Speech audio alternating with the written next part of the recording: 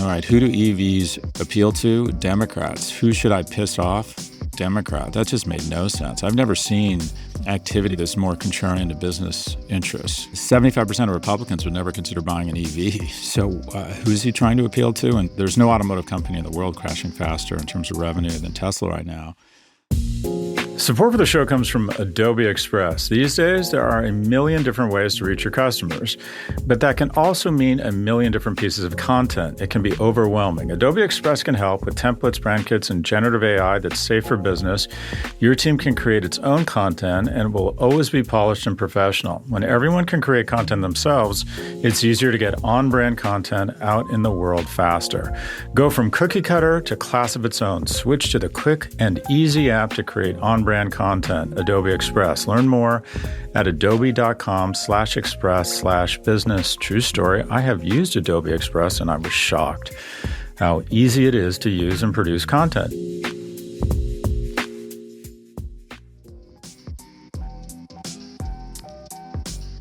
In today's Office Hours, we discuss whether to be provocative in building your brand, the best and worst rebrands of the past decades, and where Celsius goes next into the energy drink wars. Question number 1. Our first question comes from Sam on Reddit. Scott, you have a strong personal brand. How would you prioritize being provocative versus authentic when trying to break into your industry's discourse early on? Thanks, Sam. I think the more substance you have, the easier it is to be provocative. If you're just provocative without any substance or any logic or any fact-checking or any narrative arc or any entertainment value, then you're just fucking obnoxious. I'm convinced that a decent amount of my success is a function of the credibility I get from being on the faculty at NYU. And I take that position seriously and try to be more truthful. I think about the data I put out there. It's drilled into you at a university that you are supposed to fact check your data, and it is the most embarrassing thing that can happen is if you put out data that's incorrect. So I take that seriously, and I think it's made me better at being a media personality, if you will. But I do like stating the obvious, and where I'm provocative is I get angry, I curse, I use profane analogies, I call people out, I make personal attacks. My rule on personal attacks is I only make them on people who are more powerful than me. You know, if I were to say that this person is a sociopath and is clearly broken and probably didn't get laid enough in college and is a total misogynist, I don't know, Elon Musk or Mark Zuckerberg, or is engaged in child abandonment issues or child or male abandonment, see above again, Elon Musk. Those are fairly provocative things to say. Those are personal attacks.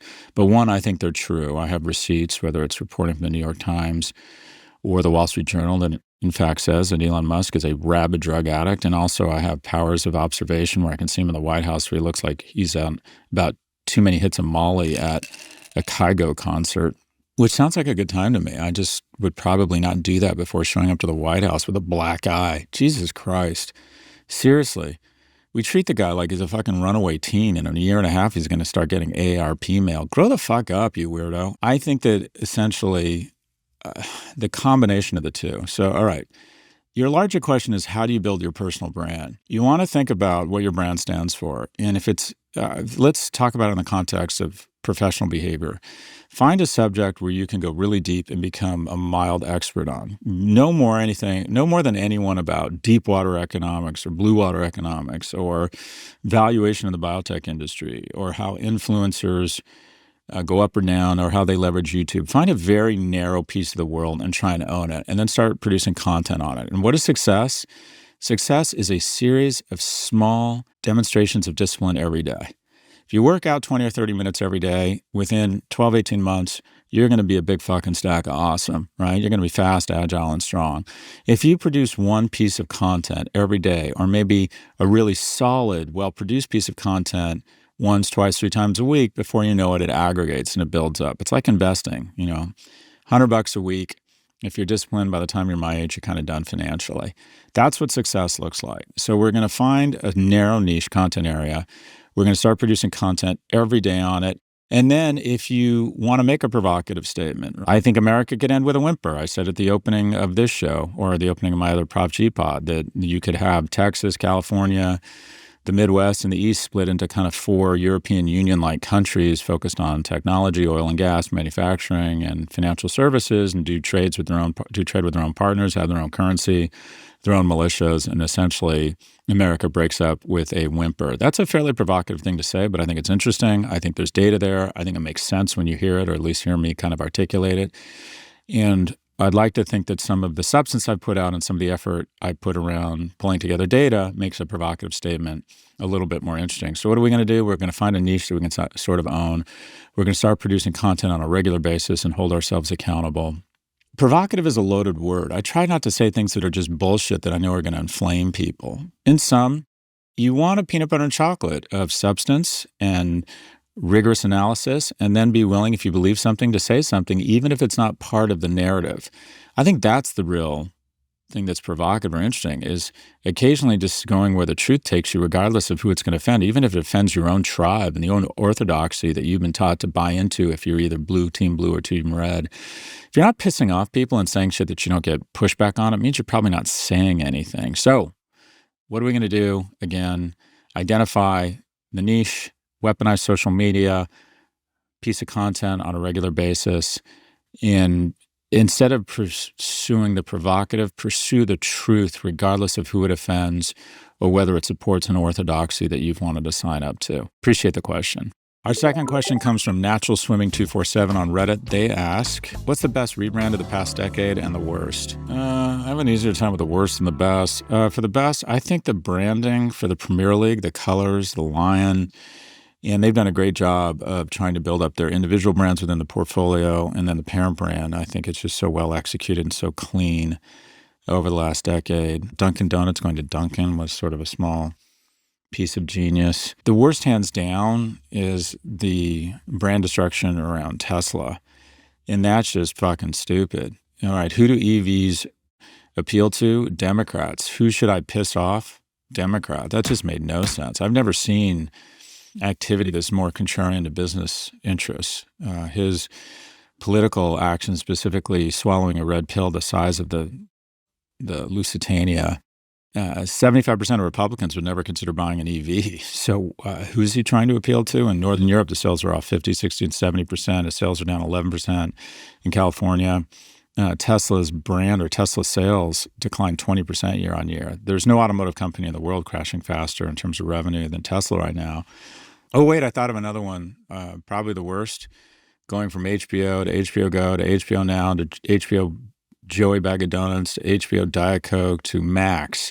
And then they finally got their head out of their ass and decided to reincorporate what is arguably one of the most artisanal, strongest brands in the history of media, and that is HBO, which means better content. You know, if anyone's talking about a series around the water cooler, chances are it appeared on HBO. That culture, their consistent sort of ability to punch above their weight class and produce this sort of Ferrari, Mercedes-like content versus Toyota, just like this massive amount of data or content you find on other platforms. It's an amazing brand, and that was absolutely going to just Max was the worst brand decision in media the last 10 years. Now, a step back from the wrong direction is a step in the right direction. They brought back HBO.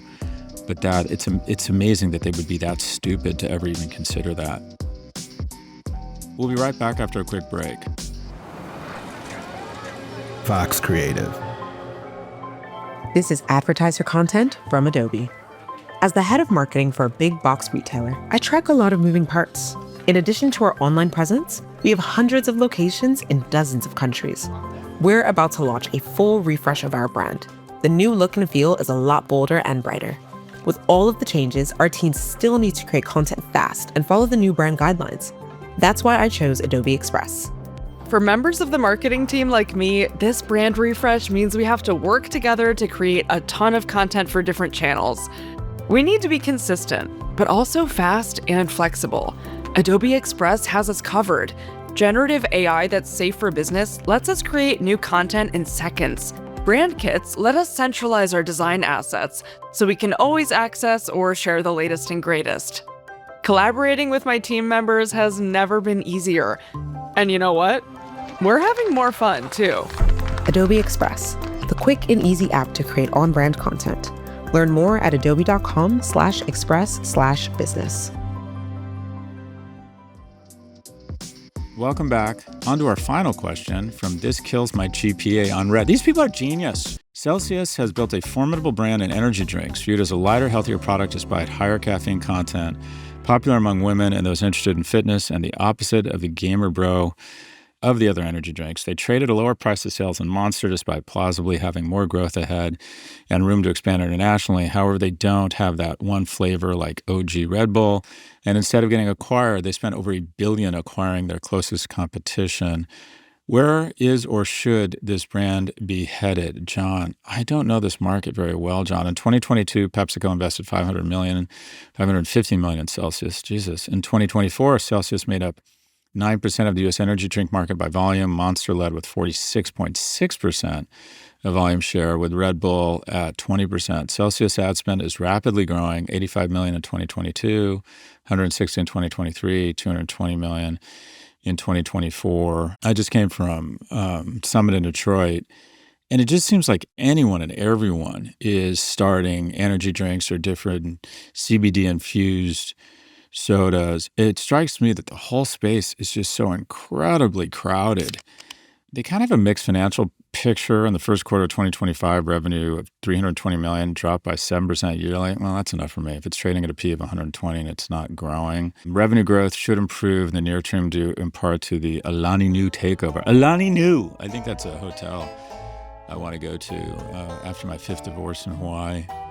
In 2025, analysts forecast 60% revenue growth. But once Celsius benefits from that one-time bump, they expect revenue increase. I'm sure that revenue bump is from the acquisition, expected to slow to 21%. Even though international sales made up 7% of revenue in Q1 2025, that part of the market grew by 41%. And I don't know. I just don't know the space well enough right now to go into this thing. And it looks expensive to me.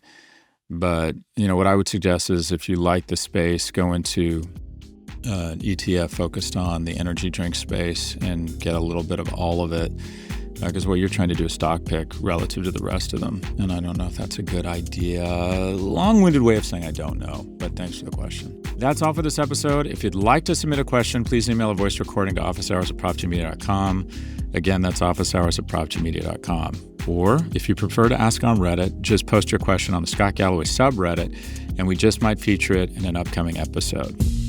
Support for the show comes from Adobe Express. With Adobe Express, you don't need a degree in graphic design to create polished and professional content. You just need to know your products and know your customers. Adobe Express will take care of the rest. They've already helped teams at major corporations around the world create the content they need quickly, easily, and at scale. Now that you've heard how Adobe Express can help businesses with all their content needs, it's time to go try it out for yourself. Go from flying solo to full support. Switch to the quick and easy app to create on-brand content, Adobe Express.